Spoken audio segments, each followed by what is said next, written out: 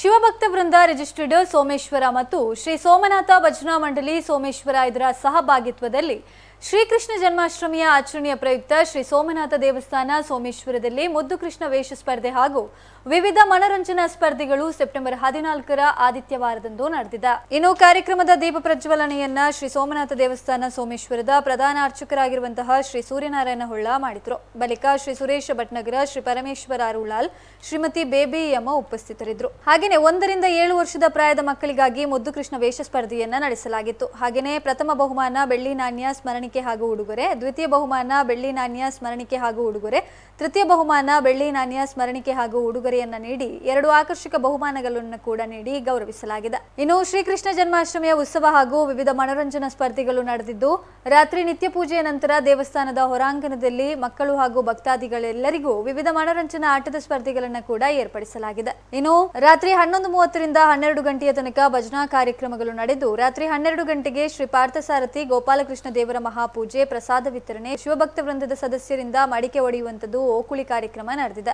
ಎಲ್ಲಾ ಕಾರ್ಯಕ್ರಮಗಳಿಗೂ ಊರ ಹಾಗೂ ಪರವೂರ ಭಕ್ತರು ನೆರೆದು ವಿಜೃಂಭಣೆಯಿಂದ ಕಾರ್ಯಕ್ರಮವನ್ನ ಸಮಾಪ್ತಿಗೊಳಿಸಿದರು.